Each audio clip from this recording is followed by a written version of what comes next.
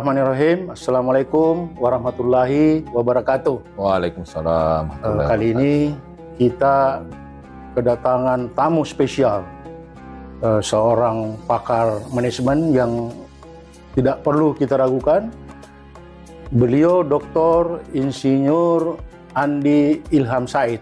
Nah, biasanya panggilannya disingkat Pak Ais, ya, yang terkenal Pak Ais. Ais itu mata. Nah, Remember your eyes. Ya, itu dia tambahan.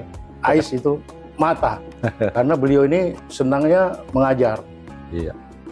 Nah, tentu di acara sisa Puambro Obras, ya, obrolan santai tanpa batas. Sore hari ini ada dua topik yang sangat menarik, yaitu topik pertama atau sesi pertama itu business judgment rule. Oke. Ya, business judgment rule itu yang pertama. Kemudian nanti sesi kedua atau topik kedua kita akan lanjut membicarakan yang namanya holding company, baik itu nanti holding swasta maupun holding BUMN. Ya. Nah, kita sebelum ke acara pertama, karena Pak Ais ini seorang pakar manajemen yang sudah kemana-mana, ya, S1-nya, dan beliau ini Pak Ais ini S1-nya insinyur dari Unhas. Iya, sama dengan Puambro. Nah, sama dengan saya, cuma kelihatannya beliau mau berkiprah lebih jauh di bidang manajemen. Iya. Karena dia melihat itu belum banyak, ya, Iya. insinyur mungkin yang menggeluti manajemen. Dan sampai sekarang Pak Ais ini tidak pernah keluar dari manajemen. Iya. Kemudian S2-nya tentu dilanjutkan. Beliau sekarang ini kan di IPPM, Ya, betul. sebagai dosen, padahal sebelumnya beliau ini pernah jadi direktur utama Ya, IPPM. Dan kemudian beliau mengambil S2-nya di Amerika, Southern California. Iya. Itu pun juga operation management, Ya, kalau nggak betul. salah, ya. Ya, operation. Pak Ais. Kemudian ambil S3-nya di Filipina. Tentu juga pasti bidang Strategic management. strategic management, Ya. yang semuanya masalah manajemen. Nah, kemudian beliau juga ini salah satu pembina Indonesia Institute Corporate Directorship, ya. Ya, directorship. Nah, ini beliau memang dipercaya sebagai pembina di situ karena memang keahlian Pak Ais ini yang tidak perlu lagi diragukan masalah manajemen. Nah, jadi kita mulai yang pertama, karena beliau ahli manajemen, saya tentu akan menanyakan lah, ya. Ya. Di sekitar manajemen kita ketahui bahwa manajemen ini luas, ya Pak Ais. Ya, betul. Sangat luas. Tentu kita tidak akan mau bicara yang luas. Kita tentu yang poin utamanya namanya manajemen. Tentu kita mungkin yang pernah belajar di mana-mana, Ya. masalah manajemen, ada istilahnya di manajemen itu kan ada Postcorp, ya. Ya. Kemudian ada POAX, kemudian macam-macam, Iya, iya. ya. Kalau kita bicara manajemen, tapi menurut saya intinya itu kan pasti selalu ada planning, Iya, betul. ya. Kemudian tentu ada pengorganisasian, staffing, SDM. Iya. Sesuai namanya manajemen. Manajemen ini man yang di manage. man yang di manage. Iya, iya. Benar kan, Pak Ais? Iya, iya. Nah, jadi ini hal yang luar biasa, sehingga pada kesempatan ini kami mau tentu menanyakan, Oke. ya, mungkin secara singkat, manajemen, poin-poin manajemen apa sih, Pak Ais? Ya, silakan mungkin Pak Ais bisa menjelaskan. Iya, manajemen ini Bang Bro ini baru dikenal itu tahun 80-an waktu kita S1 dulu itu ya. Waduh. Sebenarnya. Jadi Pas kita kata baru manajemen selesai. itu. Kata manajemen itu. Jadi waktu itu mungkin Pak Bro masih ingat ada namanya Yus Badudu itu ya. Oh Oh, ya, ya di Alibasa, televisi kan, ya. Alibasa. Dia mengenalkan tuh kata manajemen. Jadi kata apa artinya itu mengelola. Nah, itu tahun 80 loh. Jadi baru orang sadar bahwa ada suatu ilmu yang dibutuhkan untuk apa namanya ya, mengelola satu organisasi. Nah, itulah manajemen ya, baru tuh dikenalkan. Ya. Nah, apa itu manajemen? Sebenarnya sudah dijelaskan oleh Pak Bro tadi ya, dan itu sangat betul ya. Jadi intinya sih sebenarnya ketika kita ingin mencapai suatu katakanlah sasaran gitu ya, yang ingin kita capai, maka ada suatu alat untuk mencapai sasaran itu, dan alat itulah yang kita sebut sebagai manajemen. Jadi bagaimana mencapai suatu sasaran. Nah, tentu untuk mencapai sasaran itu, nah tadi perlu ada perencanaan. Kita harus merencanakan kita mau mencapai apa, berapa lama, bagaimana caranya, dan seterusnya ya. Kemudian setelah tahu itu baru tadi mengorganisir ya, Ya, mengorganisir. mengatur supaya tidak berantakan ya, mencapai sasaran. Baru yang ketiga tadi adalah bagaimana mengarahkan sumber daya. Jadi betul tadi manajemen itu orang ya. Jadi mungkin di situ adalah wakil dari resources atau sumber daya. Jadi yang di manage itu adalah serangkaian sumber daya untuk mencapai sasaran tadi. Maka kemudian dialokasikanlah orang, mesin, alat dan sebagainya. Dan terakhir kemudian controlling ya. Nah, controlling itu mengendalikan. Jadi bagaimana caranya ketika itu dieksekusi, maka para tadi mengatur sumber daya itu, mengendalikan, melihat apakah sesuai dengan rencana, gitu kan? Kalau sesuai rencana, oke. Kalau ada yang kurang, ya diperbaiki, gitu ya. Kemudian terus, gitu ya. Dan dia makanya bentuknya circle itu, Bang Bro. Jadi akhirnya memperbaiki lagi rencana berikutnya. Makanya orang Ya, PDCA gitu ya. ya POAC. Ya, POAC ya. ya.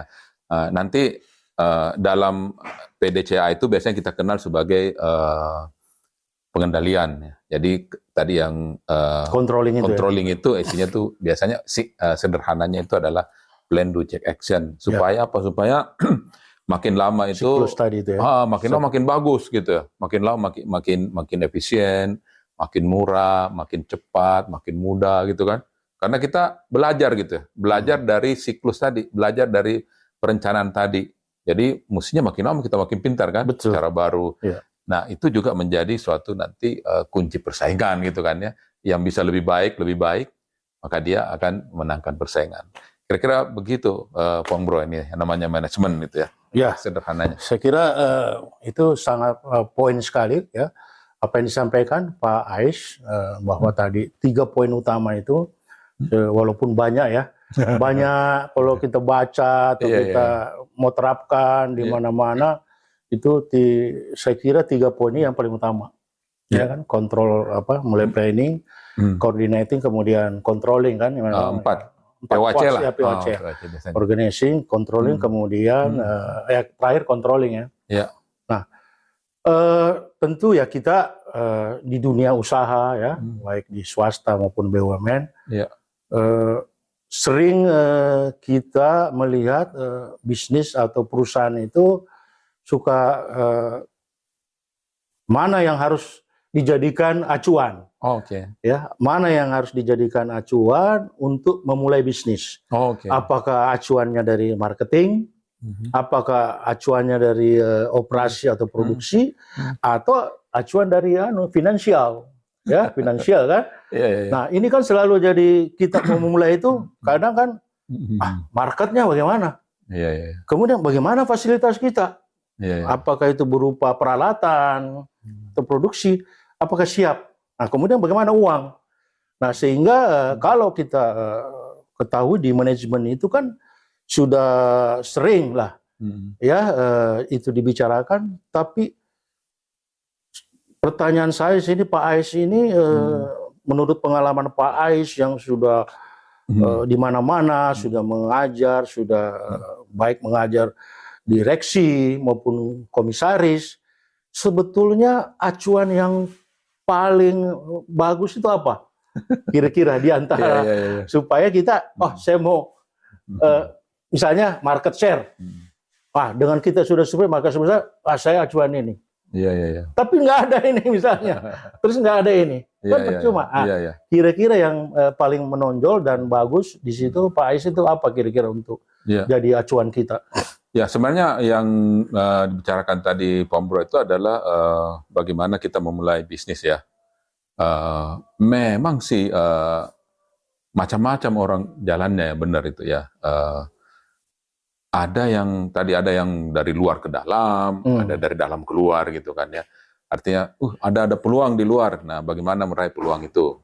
Ada juga yang saya punya sesuatu di dalam, bagaimana supaya sesuatu ini bisa saya jual keluar. Gitu. Jadi ada memang dua itulah. Dan saya kira dua-duanya sah-sah aja saya kira ya. Bisa orang mulai dari dalam gitu ya. Banyak ibu-ibu itu di rumah jago masak konro gitu kan. Ya. Enak ini konronya gitu kan. Bisa dijual. Bisa dijual nih, tinggal dicariin pasarnya mau ke mana gitu kan. Atau juga ada ibu-ibu datang ke satu tempat, kayaknya belum ada yang jual konro di sini. Gitu. Banyak orang Makassar gitu. Oke aja, sepanjang kita itu bisa mengintegrasikannya. Ini mengintegrasikan. Jadi harusnya ketika kita dari dalam, kita juga ngintip keluar gitu. Jadi combine ya. Kalau kita lihat di luar, ngintip juga di dalam gitu kan. Betul. Jadi karena kalau di luar tuh tidak semua peluang yang ada di luar itu peluang kita. Bisa jadi itu peluang orang lain gitu kan. Nah, kalau kita tetap nekat gitu, akhirnya terjadi kerugian karena mungkin kita tidak punya ahlinya, kita tidak punya capability-nya. Kita punya tapi mesin lama, tidak efisien gitu kan, misalnya orangnya tidak cocok gitu kan, kita paksakan ya rugi juga. Itu kalau dari luar. Dari dalam juga gitu kan, kita punya memang kita ahli tapi yang kita punya ini tidak cocok sama di luar gitu, nggak bisa dipaksain juga kan. Jadi kombinasi dari keduanya itu. Makanya ada namanya creating demand. Nah, itu juga. Jadi kita berarti permintaan market ya. Kita create demand-nya. Kita selain kita lihat di luar, ada yang kita. Iya, kita punya di dalam kan. Dalam. Terus kita lihat ini mau dipasarkan ini ternyata. Nah, kita create demand. Misalnya nih contoh sederhana itu dulu kita itu kalau bangun rumah kebanyakan pakai kayu kan. Belum ada holo kan. Belum ada itu. Besi belum ada besi. Nah, sekarang ini semua pakai holo kan. Iya, betul. Nah, itu dulu ceritanya yang teknologi itu waktu pertama kali dibawa ke Indonesia itu mereka bingung gitu jualnya gimana. Akhirnya ya itu creating demand, mulai mengajarin gitu ke orang-orang, mensosialisasikan ke pasar, tukang-tukang di training gitu kan. Ini loh betul. Cara pasang holo, terus dia pasang di beberapa rumah gratis dulu gitu kan, sambil nunjukin apa keunggulannya ini. Nah, sampai sekarang kan semua orang sudah pakai holo kan. Nah, itu creating demand, bisa seperti itu gitu. Berarti memang kita tidak bisa menjadikan tiga tadi itu sebagai acuan utama. Ya, misalnya tadi kan kalau saya melihatnya kan sering kita debat itu kalau masalah perusahaan harus market jelas dulu, ya kan? Marketnya ada, baru kita mulai. Karena kan semuanya kan berdasarkan market. Nah, kemudian juga harus ya tadi itu yang dari dalam, dari dalam. Capability kita, peralatan kita, nah bagaimana produktivitasnya, kemudian efisien segala macam, efektif. Nah, kemudian nanti bagaimana dukungan dana. Nah, jadi memang ini harus combine tadi itu ya. Combine ya. Berarti memang harus ada combine. Menurut saya tiga-tiga Pak. Iya. Jadi ya kita fleksibel lah melihat itu. Karena ini contoh misalnya ya Subway. Subway itu kan road. Subway itu lama terkenal di luar negeri. Di Indonesia kan nggak ada Subway. Baru terakhir ini kan. Jadi Subway itu kan orang mengambil dapat prinsipal. Ya kan? Jadi awalnya dari prinsipal kan. Dia dapat prinsipal, dia dapat hak jual di Indonesia. Kemudian dia bawa ke Indonesia, dia jual laku gitu kan. Betul. Jadi dia melihat bahwa ada dia punya kemampuan, ternyata pasarnya ada gitu. Nah sekarang startup itu banyak loh yang apa namanya, yang dulu kita nggak bayangkan bisa ada ternyata. Itulah bagian dari creating demand. Jadi Iya. pasar itu harus diciptakan. Kalau kita misalnya menunggu pasar ada baru kita masuk, nanti terlambat melulu kita. Terlambat, iya. Orang sudah menikmati pasar baru, oh iya ya ada Kita pasarnya baru- ya. Nah, jadi harus selangkah lebih maju kadang-kadang gitu. Ya, jadi saya kira betul sekali ya Pak Ais bahwa memang disitulah poinnya. Berarti harus create demand ya. Iya. Penting sekali memang untuk kita tentu melihat untuk masuk ke penetrasi market ya. Iya. Artinya dari dalam kita harus juga lihat keluar, Iya. di luar juga kita harus lihat. Iya. Ya, di situ- Setelah create itu, Pombro, educate. Iya. Nah itu juga. Jadi meng-create market itu kita harus mengedukasi juga. Iya, Bukan ngajarin orang kan. Iya. Mengedukasi. Kayak tadi yang saya cerita tukang kayu itu edukasi kan, tukang cat gitu, dibikin di training Ya. tukang cat mau cat ini. Nah, create Harus tahu apa educate. harus tahu knowledge daripada Iya. misalnya chat bagaimana anunya. Iya. Jadi saya kira seperti itu untuk suatu proses ya, Iya, untuk betul. proses untuk kita bisnis ya, karena ini penting ini untuk memulai satu bisnis. Iya. Nah, sekarang ini kan setelah saya lihat ya Pak Ais, industri kita ini baik kalau swasta sih mereka sudah jelas lah mereka bagaimana memulai.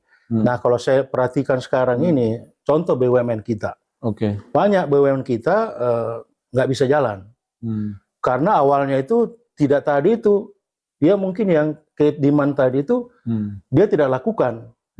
Yang penting dia ada mesinnya. Ada mesin-mesin di pasar buat ini, ternyata nggak bisa dijual, Iya, iya. kan mati. Iya. Beberapa BUMN itu yang setahu saya seperti itu. Iya. Nah, tidak dengan melihat tadi itu baik ada di luar maupun di-create dulu dari dalam supaya nanti apa yang dibuat ini bisa bisa terjual, bisa dibeli. Kira-kira apa ini Pak Ais ini? Pendekatan ini apa bisa kita bisa menurut saya ini pendekatan yang salah. Iya, iya. Ya, membeli dulu mesin-mesin apa mau buat ini mau buat ini ternyata nggak bisa dijual. Iya, iya. Gimana misinya itu? Ya, sebenarnya sih mungkin yang dicontohkan Pombro tadi itu BUMN zaman dulu ya. Iya. Kalau BUMN sekarang sudah lebih cerdas gitu ya. Oh iya. Tapi kayaknya masih ada juga gitu ya. Karena nggak bisa jual. Oh, iya. Salah produknya. Ya, Yang saya lihat. Ya memang BUMN ini agak berbeda dengan swasta kalau kita lihat ya. Karena beberapa BUMN itu memang pendiriannya itu berbeda ya, dengan swasta. Ada penugasan. Ya, ada penugasan atau memang ada kepentingan pemerintah ya. yang mungkin tidak bisa atau tidak mampu dilakukan oleh swasta. Jadi kan ada banyak juga situasi di mana pemerintah itu harus intervensi, harus mendirikan usaha dulu karena swasta itu tidak ada yang berani atau misalnya terlalu besar investasinya sehingga tidak ada yang mau, sementara mungkin labanya kecil gitu kan ya, tapi masyarakat membutuhkan gitu kan ya. Misalnya kalau di industri farmasi, obat-obatan misalnya kan, itu kan farmasi perlu investasi besar kan. Jadi padahal mungkin apalagi kalau generik ya, keuntungannya mungkin kecil kan. Betul. Jadi ya swasta mungkin ogah-ogahan juga kan. Nah mungkin situasi seperti itu maka pemerintah harus mendirikan perusahaan untuk supaya memberikan efek positif kesejahteraan kepada masyarakat. Jadi memang di beberapa situasi memang kita harus akui bahwa BUMN itu kadang-kadang memang didirikan untuk kepentingan non bisnis gitu ya, mungkin kesejahteraan masyarakat atau kepentingan pemerintah untuk mendorong bisnis lebih awal. Ya. Tapi ketika dibangun memang untuk bisnis ya memang harus betul-betul dengan bisnis. Jadi ya biasanya tentu dengan sejumlah perhitungan-perhitungan yang dilakukan secara matang gitu ya. Tapi kalau terjadi kasus yang disampaikan contoh tadi ya, saya juga nggak tahu di mana contohnya. Ya mungkin itu adalah kesalahan di dalam perhitungan perencanaan, ya, perencanaan awal itu ya. Kadang-kadang kan memang kita terlalu optimis ya terhadap suatu fenomena gitu ya. Sehingga kita menganggap wah ini sudah apa nih, udah zamannya gitu kan. Ya. Udah waktunya gitu ya. Atau kemudian ternyata pasarnya itu belum cocok gitu ya. Jadi ya kondisi seperti inilah kadang-kadang kita terlalu over capacity istilahnya itu ya. Nah ini ya itu sih menurut saya salah di dalam mengantisipasi pasar ya, salah mengantisipasi pasar. Oke, Pak Ais, saya kira itu sangat betul ya yang disampaikan bahwa mestinya sinkron lah ya. Kalau pemahaman saya mestinya ini ya kembali lagi tadi itu kuncinya tadi itu create demand ya, artinya itu create demand itu dari dalam juga harus lihat keluar dan kita juga melihat di luar karena ini yang menentukan supaya kita nanti ke kontinuitas daripada usaha ini, bisnis ini saya kira baik swasta maupun BUMN juga harus melakukan itu sama ya kan? Sehingga tidak salah tadi itu ya sehingga over dia bisa produksi tapi nggak bisa jual. Kalau saya mau bisa katakan BUMN mana ya contoh PT Barata ya, kemudian Boma Bisma Indra ya kan, kemudian Krakatau Steel. Krakatau Steel juga dia bisa produksi tapi nggak bisa bersaing, nggak bisa jual. Ya kan? Mungkin memang karena kapasitas produksinya juga sudah ketinggalan zaman misalnya, sehingga kalah dari besi-besi baja dari lain di luar. Nah, kalau kita misalnya lihat Boma Bisma Indra, dia di engine, ya kan, nggak bisa juga bersaing engine-nya. Ya kan? Kemudian Barata alat-alat berat dan pembangkit listrik juga mati juga. Sehingga mungkin tadi yang Pak Ais bilang mungkin ada perbaikan ya. Kita berharap bahwa mereka sudah melakukan suatu cara-cara yang bisa menjual ya produksinya karena sayang aset yang besar. Nah, kemudian ini saya sedikit mau tanyakan Pak Ais, kan kalau perseroan swasta itu kan mengacu pada Undang-Undang Perseroan.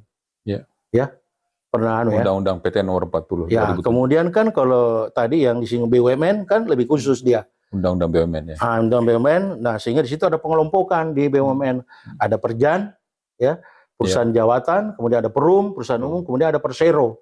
Nah ini kan masing-masing punya misi. Nah misi bisnis inilah di Persero. Ya kan, artinya ini pun kalau kita lihat Persero pun bisnis, tapi kan ada juga masih harus dibebankan ke bagaimana BUMN kita ini bisa maju kalau masih ada hambatan itu, Pak Ais? Iya, memang sebenarnya sih saya pernah ngobrol juga dengan Pak Tanri Abeng ya. Ide BUMN itu kan awalnya super holding ya. Jadi bagaimana suatu perusahaan yang besar gitu di dalam suatu koordinasi bisnis ya. Jadi idealnya kalau kita mau ideal, mestinya BUMN itu memang dipisahkan aja. Yang memang berorientasi pada bisnis, ya dia pure bisnis gitu ya. Yang berorientasi pada tugas-tugas khusus, ya sudah dia bentuknya adalah memang berorientasi pada misi yang. Jadi memang dengan hybrid seperti itu memang agak merepotkan dan saya ngelihat di pasar juga jadi rumit situasinya ya, karena ketika ada yang namanya penguasa dan pengusaha. Nah, ini harus jelas nih. Kita bicara sebagai pengusaha atau kita bicara sebagai penguasa. Ya, ini jelas. Jadi BUMN itu harus jelas apakah sebagai pengusaha atau penguasa, gitu ya. Artinya, contohnya Pak Ais itu. Jadi Kementerian BUMN itu posisinya apakah sebagai pembuat kebijakan atau pengelola bisnis. Nah, itu harus jelas. Jadi kalau dia pengelola bisnis, dia juga pengambil kebijakan, nah itu akan menjadi distorsi di pasar. Artinya kan ketika dia Antara bersaing di pasar kebijakan dengan pemain gitu ya. dengan pemain lain akan terjadi distorsi kan? Iya. Karena dia juga wasit, dia Ya, juga, betul. tapi dia juga sebagai pemain. Nah, ini distorsi di pasar. Ya. Sehingga sebenarnya sih yang harus dibangun itu fairness ya. Kalau main ya sudah main semua. Jadi kalau dia operator, ya operator gitu ya. Kalau dia kebijakan, ya kebijakan gitu ya. Nah ini makanya tadi kembali ke situ, maka memang mungkin ke depan perlu diatur kembali lah. Supaya tidak terlalu banyak distorsi. Sehingga dua pihak itu bisa sama-sama tumbuh secara sehat. Artinya BUMN kita juga yang berbisnis, dia memang tumbuh sebagai pebisnis yang tangguh ya. Seperti kita lihat di negara jiran kita kan ya, super holding mereka itu betul. Mungkin nanti sesi kedua itu Pak Ais kita bahas holding. Nah sekarang ya tentu seperti topik kita ya, yang pertama, sesi pertama. Kita sekarang memasuki ya topik utama kita. Kalau tadi ini kan hanya sekalian bincang-bincang bagaimana manajemen, kemudian bagaimana pengelolanya, kemudian strateginya tadi sudah disampaikan. Kira poin strateginya sudah jelas ya. Nah, kemudian sekarang kita masuk ke business judgment rule. Ya. Nah, ini tentu sangat penting saya kira business judgment rule ini supaya direksi, komisaris, saya kira ini mungkin pertanyaan pertama saya dulu, apa business judgment rule ini berlaku di swasta apa BUMN, Pak Ais? Kira-kira ini. Sebenarnya business judgment rule itu sudah dianut oleh Undang-Undang PT nomor 40 tahun 2007. Jadi pasal 97 ayat 5 itu sudah disebutkan business judgment rule itu. Cuman tidak business judgment rule, tapi disebutkan bahwa direksi dan di pasal yang lain disebut juga komisaris ya, tidak bisa dimintai pertanggungjawaban terhadap kerugian kalau dia melakukan 4 hal. Nah, 4 hal itulah yang disebut sebagai business judgment rule. Jadi, jadi artinya kesimpulannya memang swasta berlaku juga, kemudian BUMN. Iya, ya, undang-undang PT. Undang-undang PT ada. Undang-undang PT-nya ini supaya tidak terjadi. Nah, sekarang kan kita ketahui bahwa kerugian seperti gini, misalnya swasta, ya, kalau direksinya ya salah langkah, kan gampang dia langsung dipecat atau diberhentikan, ya. Padahal itu kan sebenarnya kan dia kan melakukan untuk perusahaan. Nah, kira-kira dengan business judgment rule ini bagaimana, Pak Ais? Ya, jadi yang istilah business judgment rule itu menjadi populer kembali setelah keputusan Ibu Karen Agustiawan ya. Itu yang Mahkamah Agung itu disebut business judgment. Ibu Karen itu tidak bisa dihukum karena dia melakukannya dengan business judgment rule, yaitu berarti ini bisa juga swasta tadi ya, kalau bisa. Kalau direksinya atau komisaris melakukan kesalahan. Oh, itu Undang-Undang PT mengatakan. Iya, Undang PT. Ada juga di Undang-Undang PT ya? Ada di Undang-Undang PT. Oh, sudah ada ya. Ada. Jadi Undang-Undang PT berlaku juga ya? Berlaku. Jadi yang tadi ayat 97. Tapi kadang kan kalau swasta itu kan owner kan yang punya kuasa. Oh ya. Tapi kan, apakah dia bisa melawan, misalnya direksi atau komisaris tiba-tiba melakukan suatu kesalahan, apa dia bisa melawan?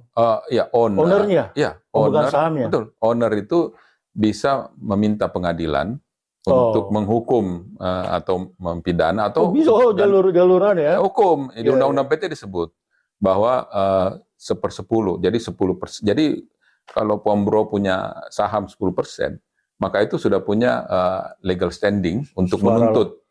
Misalnya nih, saya punya 10%, terus si direksinya itu merugikan perusahaan. Saya bisa menuntut bahwa saya nggak terima kerugian itu. Saya mengadu ke pengadilan itu 10%. Gitu ya. Jadi apalagi 20% gitu kan. 10% aja sudah bisa menuntut.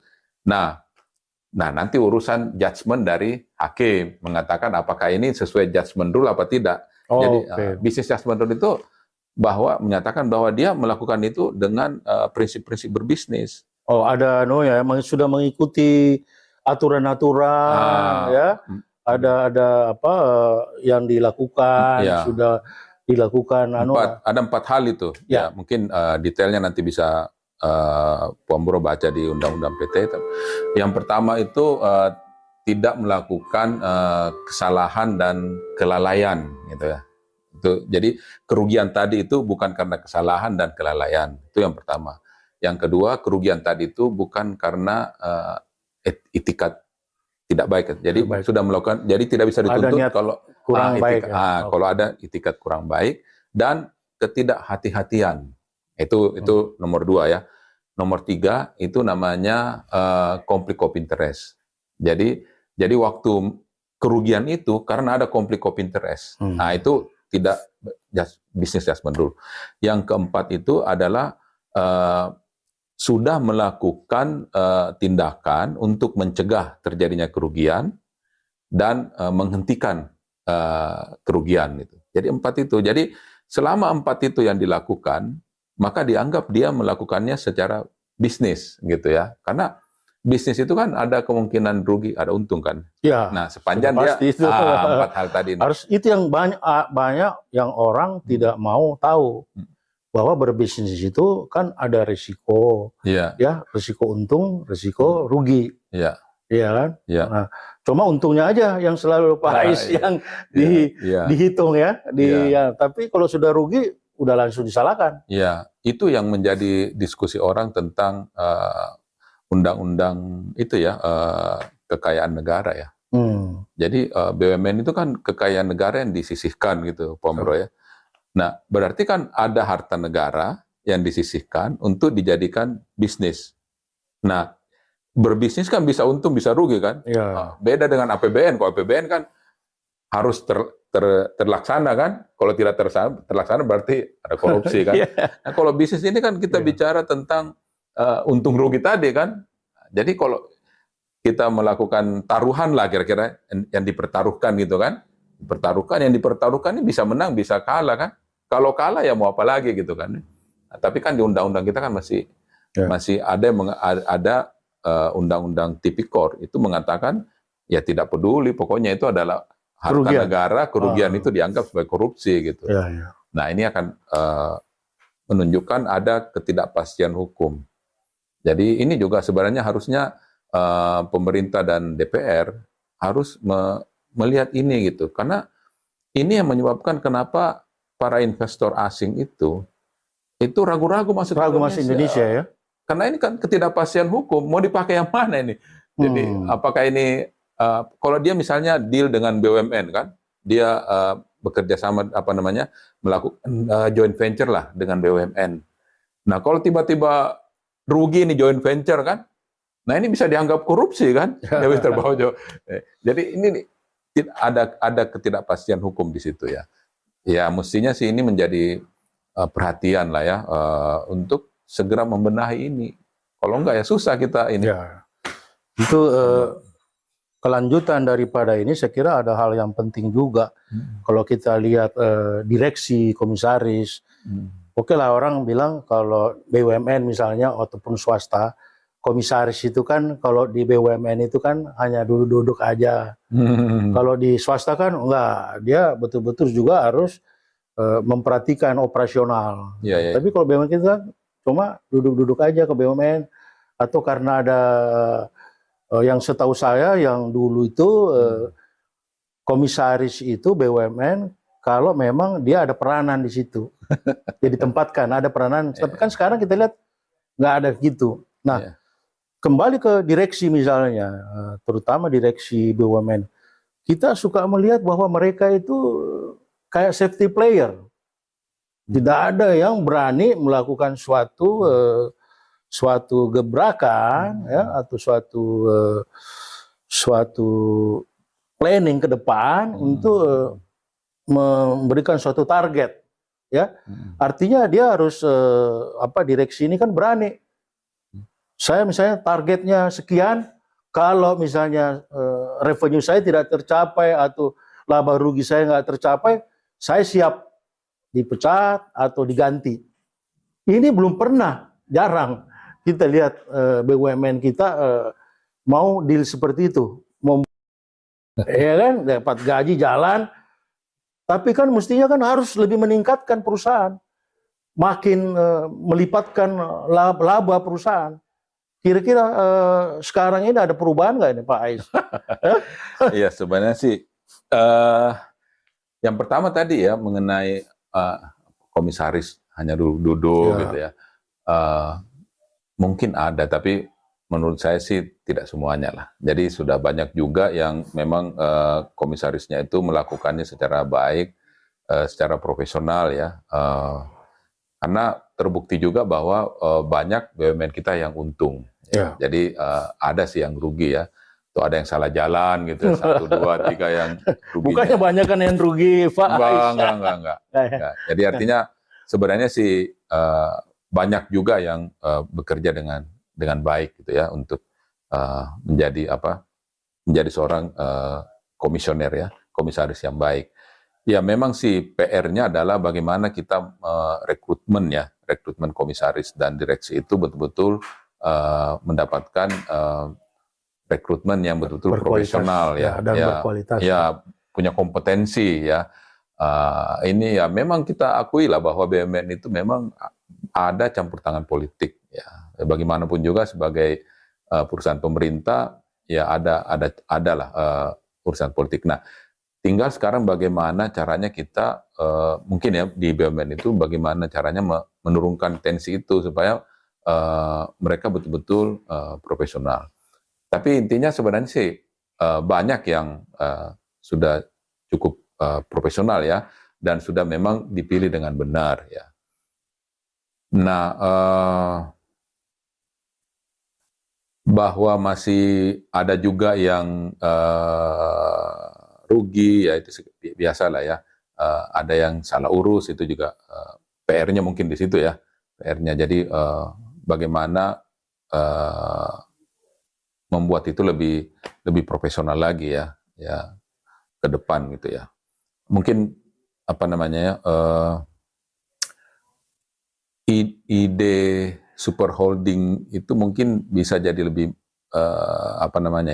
membuat betul-betul BUMN itu merasa bahwa ini adalah corporate gitu ya. Ini adalah perusahaan yang punya orientasi bisnis.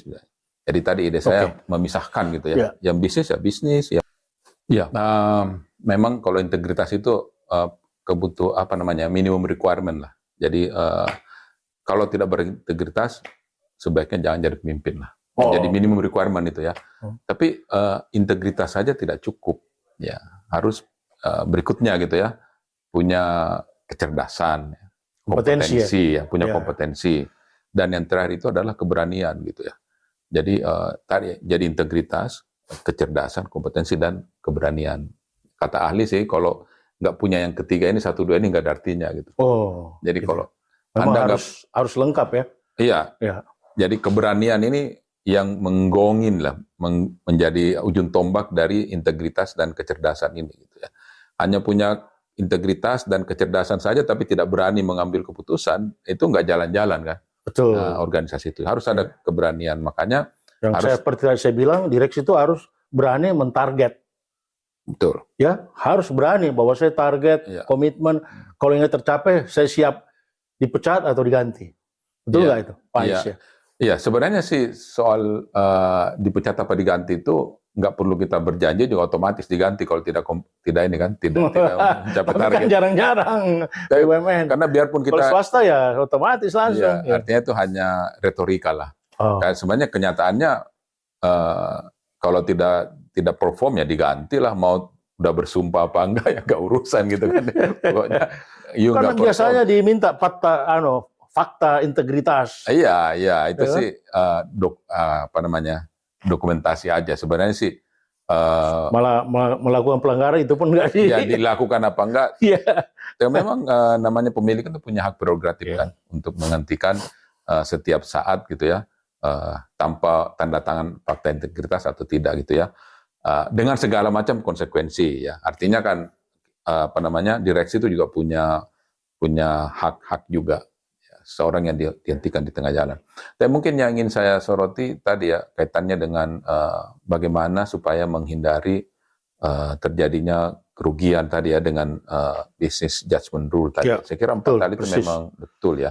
Jadi yang pertama, kesalahan dan menghindari kesalahan dan kelalaian. Itu memang ini harus dihindari. Nah, oleh karena itu maka seorang pemimpin itu harus selain cerdas harus punya kemampuan leadership. Jadi banyak orang pemimpin itu mungkin secara kompetensi ya mungkin 1 sampai 10, 9 lah atau 8 gitu, tidak 10 gitu kan. Atau bahkan mungkin 7. Tapi karena dia punya kemampuan leadership, maka yang 7 ini bisa jadi 10. Artinya apa? Dengan kemampuan leadership-nya dia bisa menggerakkan orang, dia bisa mengajak orang-orang yang lebih pintar dari dia gitu Betul. untuk berkontribusi menjadi Jadi memang karena tim. jiwa leadership manajemennya yang kuat ini. Ya, dia menutupi kompetensinya gitu ya. Ya. Justru yang cerdasnya 10 mungkin leadership-nya dikacau gitu kan karena menganggap dia paling hebat gitu orang lain ini. Disisirnya salah malah ya. Malah jadi salah gitu Ya, kan betul. ya.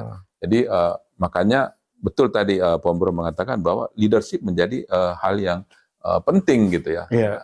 Kaitannya tadi supaya tidak melakukan kesalahan dan kelalaian. Maka seorang pemimpin yang bisa mengajak orang lain itu bisa terhindar dari kesalahan karena dia lebih banyak mendengar. Ya kan? Dia mengajak orang kan, mendengar. Caranya apa? Dengan membentuk komite-komite atau tim-tim ya. Jadi kalau dia melakukan investasi, dia tidak memutuskan sendiri. Nah, itu bisa keliru, bisa salah kan. Dia bentuk tim, banyak orang. Dan timnya itu dia dengarkan dengan baik. Dia lakukan kajian, bahkan dia mengundang konsultan luar. Nah, setelah itu dia diskusikan lagi dengan komisaris, komite-komitenya kan. Ya, betul. Bicara dengan baik, ini ada seperti ini. Komitenya nanti memberi masukan, di-challenge gitu kan. Setelah itu bicara lagi dengan komisaris. Jadi terus idenya itu diuji terus, di-challenge terus, dikaji terus. Tentu dengan batas waktu tertentu karena kita mengejar juga, tetapi dilakukan secara konsisten gitu ya. Sehingga dia akan terbebas dari yang namanya kesalahan dan kelalaian gitu ya. Karena terbukti sudah melakukan kajian yang mendalam gitu. Nah, itu tadi business judgment rule itu mengatakan kalau Anda sudah melakukan kajian dan melakukan diskusi secara mendalam, memasukkan begitu banyak, maka Anda bisa terbebas dari dianggap melakukan kesalahan yang disengaja, gitu kan? Ya kesalahan kalau nggak disengaja mau apa lagi kan? Di dunia ini kan tidak ada yang orang bisa memastikan ya, yang namanya masa depan kan. Nah, kalau ternyata keliru asumsinya, ya sudah salah gitu kan. Tapi kan kita sudah melakukan proses yang benar. Itu yang pertama tadi. Yang kedua tadi soal itikat baik. Ya. Itikat baik juga susah diukur juga itu ya. Bagaimana kita tahu bahwa orang itikatnya baik kan? Salah satu yang bisa diukur itu adalah itikat baik itu pada bagaimana kita menunjukkan gitu ya, menunjukkan secara bukti-bukti yang nyata. Jadi itikat baik itu harus ada dokumentasinya. Jadi dalam hasil rapat, di dalam tidak ada kelihatan trik-trik negatif, transparan kan? Transparan. Semakin transparan itu mestinya etikatnya baik gitu kan. Makanya itu juga pelajaran buat direktur-direktur BUMN ya. Jangan pernah menyepelekan yang namanya dokumen. Jangan pernah menyepelekan yang namanya administrasi. Karena administrasi inilah yang menunjukkan kita punya etikat baik gitu ya. Jadi kita bisa bilang begini, saya etikatnya baik, tapi buktinya apa? Saya, tidak tercatat. Tidak tercatat gitu kan. Tidak ada hasil rekaman dan sebagainya. Ketika di pengadilan kita bisa bilang ada saksinya gitu. Panggil saksi kan? Saksi. Gimana saksi? Ya 2 tahun yang lalu saya sudah lupa. Yang mulia mati lah udah. Ya kan? Tidak ada. Jadi itikat baik itu harus dengan dokumentasi yang benar gitu ya. Jadi transparansi yang benar, dokumentasi. Yang ketiga tadi apa? Konflik of interest. Konflik interest. Konflik of interest juga sangat penting. Bagaimana kita melindungi dia. Jadi ada suatu dokumen namanya dokumen konflik of interest. Organisasi harus punya itu. Ya, artinya ada legal ya. ada aturan Iya, tentang iya, jadi biasanya kapan konflik interest selalu dimasukkan. kapan Nggak suatu boleh. ya gitu.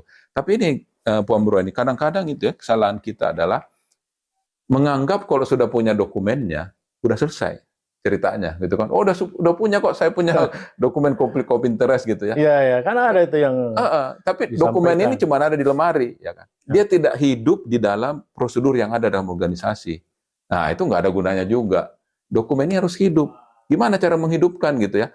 Jadi, ketika terjadi konflik of interest, maka sistem langsung lock gitu ya. Jadi, misalnya nih ada satu bagian pengadaan paling sering itu kan keluarganya. Nah, padahal dia yang mengambil keputusan kan. Nah, begitu ada pengakuan bahwa yang jadi supplier ini adalah keluarganya ya. Maka si yang berhak mengambil keputusan langsung dicoret oleh sistem gitu. Iya. Nggak boleh dia tanda tangan gitu kan. Biarpun dia tanda tangan, sistem akan menolak. Jadi even bahkan orang mau melakukan pun itu sistem yang akan menolak. Ya, gitu. Nggak boleh. Nah itu baru benar tuh konflik of interest ya. Saya kira itu betul sekali itu ya. Iya. Kembali ke kasusnya Ibu Karen Agustiawan, yang tadi di Pak Ais menyampaikan bahwa karena ada business judgment rule yang jelas yang dilakukan oleh Ibu Karen sehingga dia lolos dari pidana. Nah, di sini di fakta-fakta yang diberikan oleh Ibu Karen ini apa saja sehingga bisa dia lolos dari jeratan. Jadi kalau kita baca ya direktori keputusan dari Mahkamah Agung itu ada banyak sekali sih dokumennya ya. Tapi yang kita lihat intinya bahwa Karen itu memang bisa membuktikan secara dokumen ya bahwa yang dilakukannya itu memang sesuai dengan 4 poin business judgment rule. Nyalain dulu Pak Fen. Jadi tidak ada konflik of interest dan sebagainya. Sudah dilakukan dengan kehati-hatian. Nggak ada semua. Dokumennya artinya data-data pendukungnya? Data dapatnya memang lengkap. Jadi memang ada beberapa orang juga mengatakan ke saya sebenarnya Ibu Karen itu selamat karena dia bisa menyelamatkan dirinya sendiri. Artinya apa? Dugaan saya Ibu Karen ini orang yang cukup kalau orang Jawa bilang primpen gitu ya. Jadi bisa mendokumentasikan dengan baik, teliti. semua orang bilang ya. semua dokumen-dokumen yang dilakukan itu, dan dia mungkin simpan sendiri sebagai dokumen pribadi dia gitu ya.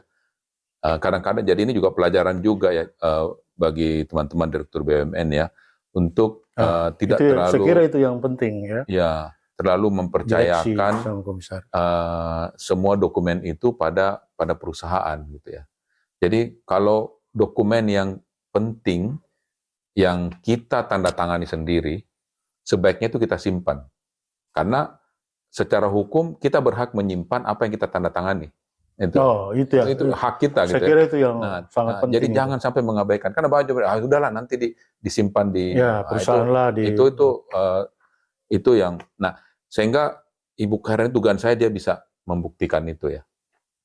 Kemudian yang secara faktual juga memang di keputusan disebutkan bahwa ada izin dari komisaris.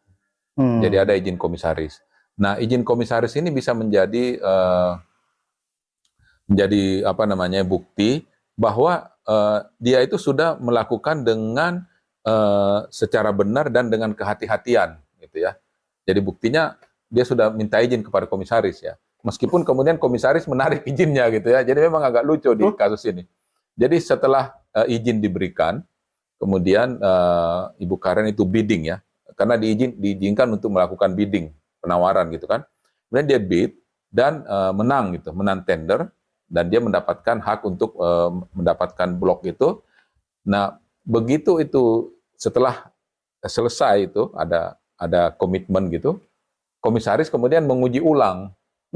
Dan kemudian berpendapat ragu menarik izin itu. Tapi Ibu Karen itu sudah melakukan komitmen. Nah, ini yang kata Mahkamah Agung sikap yang mendua kalau ditulis di situ ya. Artinya di satu sisi memberikan izin, ya yang dianggap mendua ini komisaris. Komisaris ya. Ya, di satu sisi memberikan izin, tapi di sisi lain Menarik kembali. tiba-tiba menarik gitu kan ya, Iya, jadi iya. mendua. Padahal sebenarnya sudah dilakukan aksi korporasi gitu ya untuk Artinya kan direksi lah yang memang iya, sudah persetujuan sudah semua. mendapat persetujuan gitu ya, Iya. dan sudah melakukan aksi korporasi. Tiba-tiba ditarik ya tentu ada konsekuensi dari penarikan itu. Iya. Nah itu yang disebutkan juga di apa bahwa sebenarnya bukan kesalahan dia gitu. Artinya memang ini bisa jadi apa namanya ini pure bisnis ya. Nah yang lain juga memang disebut bahwa Pertamina itu hanya 10% anak bukan Pertamina ya, anak perusahaan Pertamina.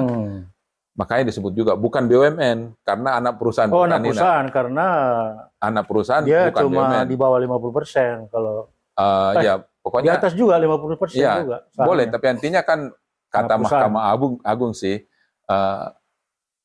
apa namanya perusahaan yang menggunakan saham BUMN bukan berarti dia BUMN gitu kan ya.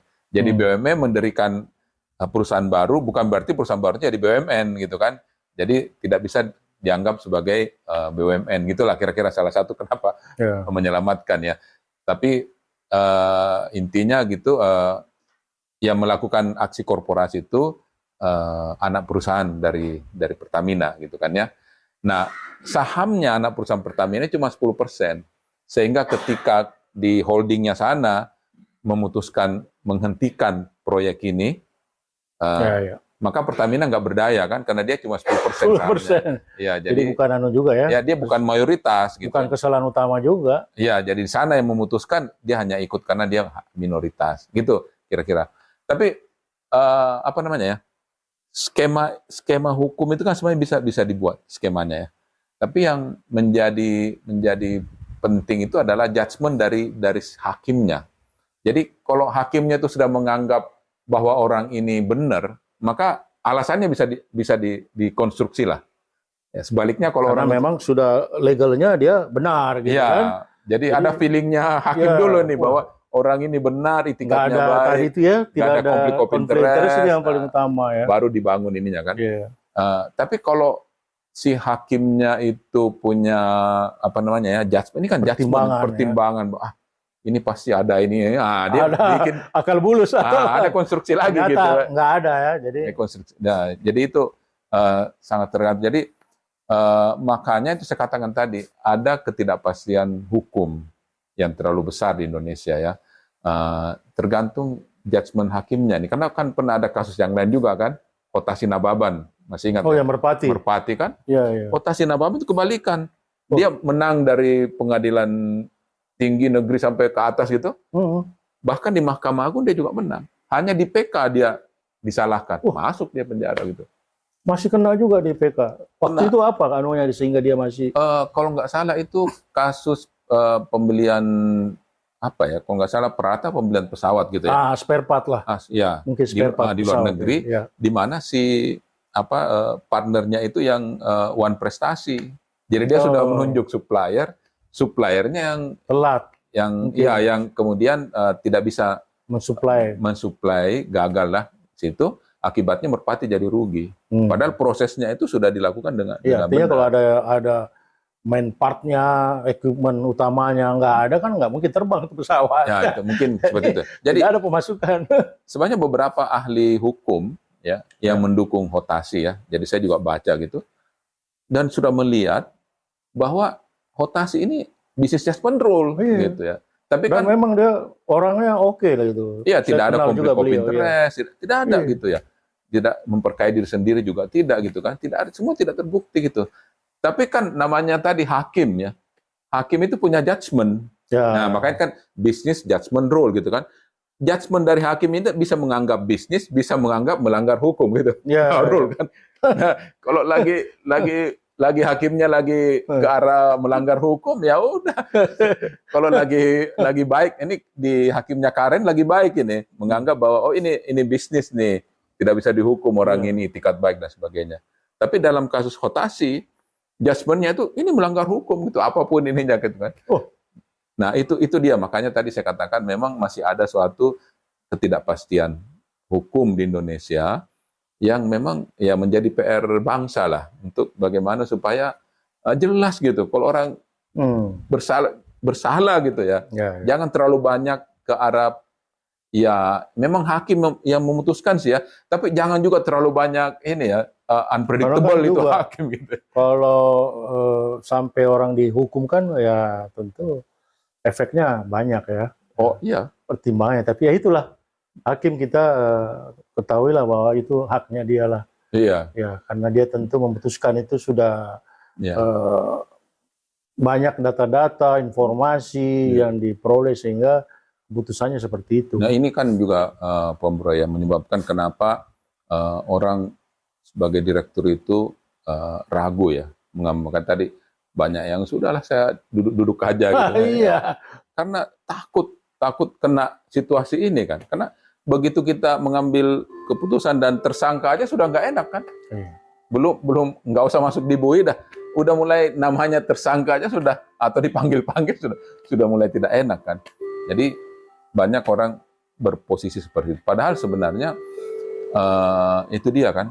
Nah, ini ada adigium, orang selalu bertanya gini kan.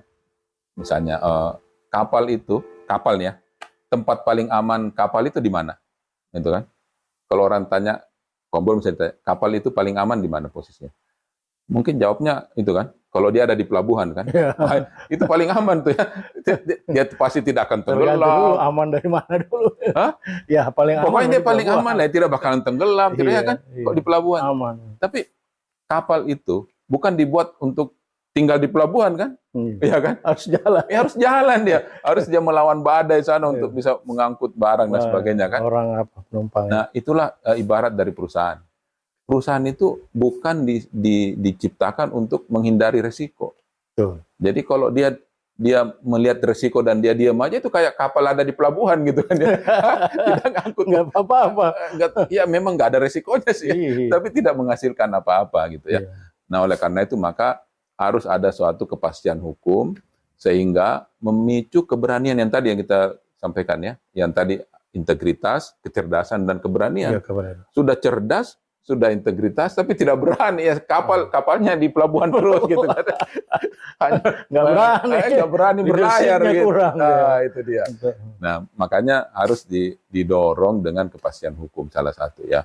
Jadi ini ya tugas teman-teman yang ada di Senayan itu ya, Ya. dan minta untuk memberikan suatu kepastian hukum gitu ya, yang memastikan ya, karena masih bertentangan nih ya 4 aturan ini, Undang-Undang Tipikor tentang korupsi ya, Korupsi. Undang-Undang BUMN tentang harta kekayaan negara. Kemudian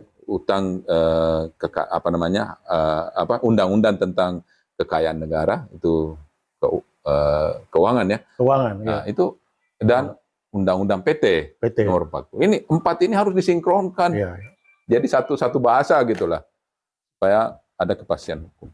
Nah, jadi ini yang terakhir ini Pak Ais, yang kalau tadi itu ya, yang disampaikan bahwa business judgment rule tentu memang urutannya itu kan sudah ada semua ya, sehingga direksi mestinya komisaris memang harus tahu ya apa aja yang tidak boleh dilakukan, ada yang tidak lengkap ya tentu akan jadi masalah. Ya, betul. Tapi apakah nanti dengan dia tahu masalah begitu, justru itu dia cari celah-celahnya supaya dia bisa menghindar dari situ, tapi tidak ditemukan pelanggarannya. Mungkin nggak kalau kita masalah business judgment rule ini, wah ini kan kalau begitu saya sebagai direksi komisaris, kalau ada saya mau lakukan, ya saya harus ikuti supaya saya tidak terkena jeratan hukum. Ya. Mungkin nggak itu bisa seperti itu? Ya sebenarnya kan kalau dia udah tahu ada bisnis judgment rule kayak begini, sehingga ya mendingan saya ikuti itu, saya nekat aja kan, saya nanti ikuti nih. Jadi saya pun kalau terjadi misalnya ya, kalau dia tidak ada terjadi kerugian lah. Ya tidak ada, tapi kan itu kan memang kan kali persyaratan tidak ada niat tidak baiknya, ya konflik interest, kemudian satu lagi itu artinya itu dia sudah ikuti.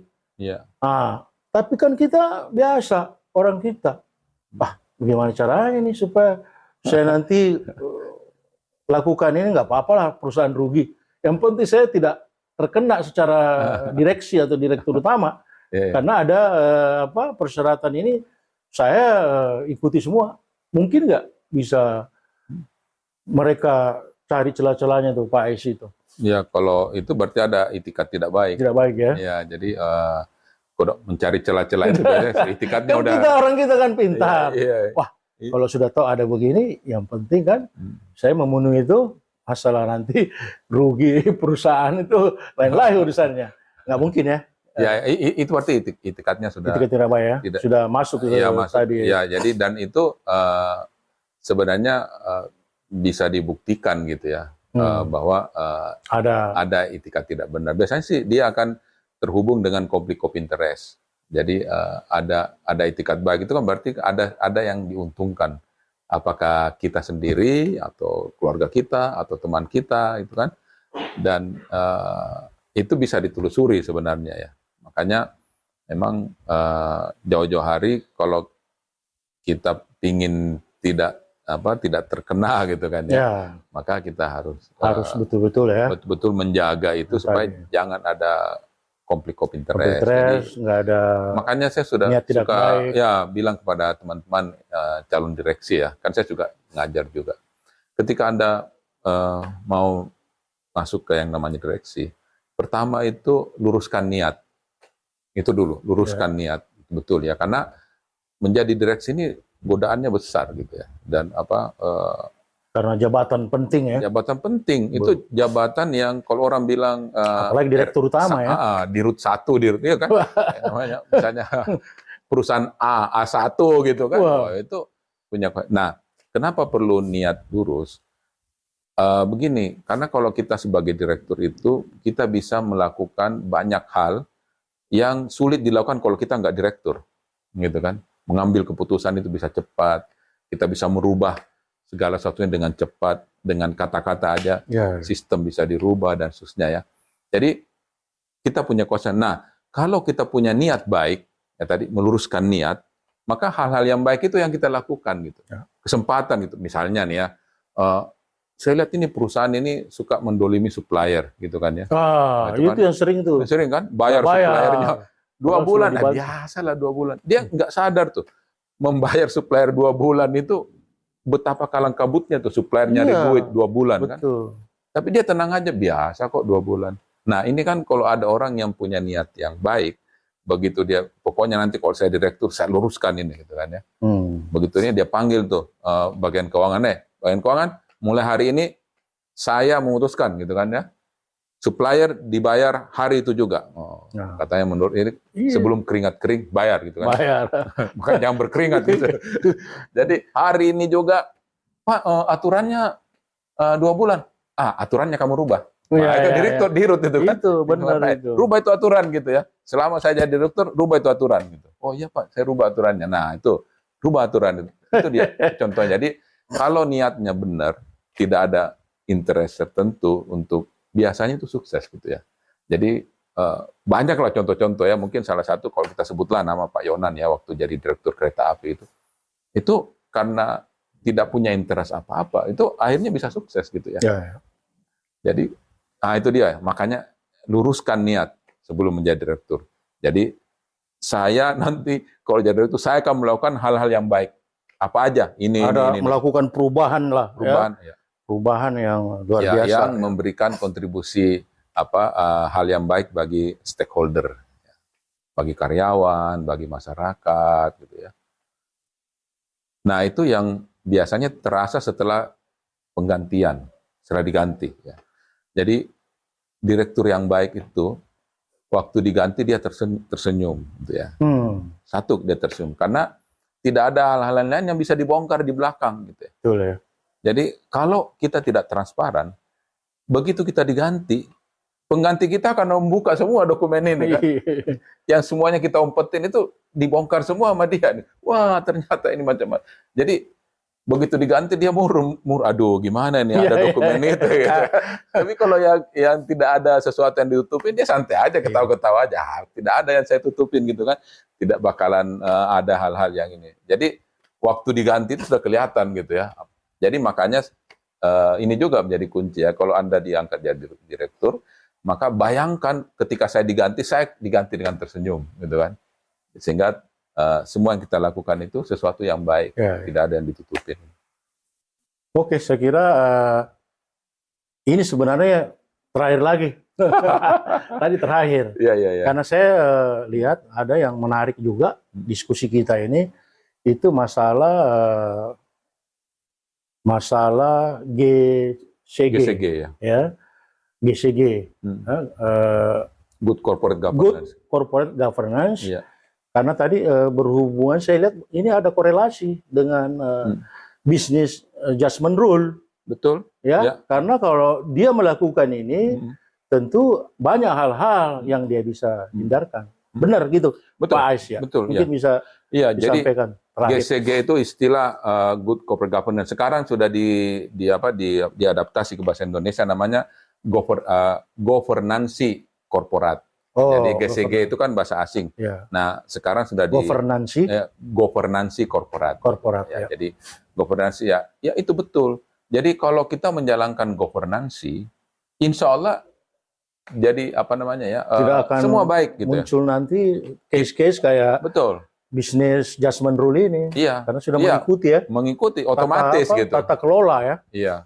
Jadi kita selamat, pemilik juga puas gitu kan, pemerintah juga senang, Iya. masyarakat juga senang, karyawan itu juga senang kalau ada pemimpin yang jujur, yang transparan gitu ya, yang memperhatikan, bertanggung jawab, menghormati anak buahnya gitu kan ya. Itu karyawan juga ikut senang gitu ya. Jadi ketika diganti karyawannya sedih gitu ya. Betul. Kan ada juga orang diganti karyawannya pesta kan. Potong kambing kan. Oh iya, aduh, alhamdulillah dia diganti. Ini kita punya direktur utama ini. Iya, aduh. Nggak pernah perhatikan sudah lama kita menderita gara-gara dia. Iya, jadi itu dia. Oke, saya kira perbincangan kita ini luar biasa ya. Pak Ais benar-benar sudah bukan hal yang lama lagi. Ini lagi tren ke depan ini memang yang kita diskusikan ini kan ke depan ini suatu tantangan buat ya direksi, komisaris, bahwa ke depan itu semua tata kelola, governansi korporat ini memang harus dijalankan. Iya. Sehingga jangan lagi muncul nanti seperti case itu, ya, Business Adjustment Rule. Iya. Ya, karena kan kalau ini dijalankan kan nggak mungkin itu. Iya. Karena tentu sudah melalui aturan-aturan yang jelas, tata kelola yang bagus, sehingga tidak ada kesalahan. Iya. Karena ya tadi lagi bisa saja ya sudah mengikuti, tapi kan tergantung hakim. Iya. Ya, kalau hakim lihat ini ada kerugian buat negara. Ya kan, walaupun ini BUMN, corporate, tapi kan uang negara juga, ya di BUMN. Nah, sehingga juga bisa masalah. Sehingga kuncinya governansi corporate ini yang penting juga. Ya, Pak Ambro ini, maaf ini ya, saya mau tambahkan penting sekali nih ya. Ke depan ini yang namanya governansi korporat itu bukan hanya taat kepada aturan. Ya. Ada dua hal yang ditambahkan yang baru di Komite Nasional Kebijakan Governansi KNKG. Satu mengenai etika bisnis, yang kedua mengenai keberlanjutan. Jadi sustainability, lingkungan.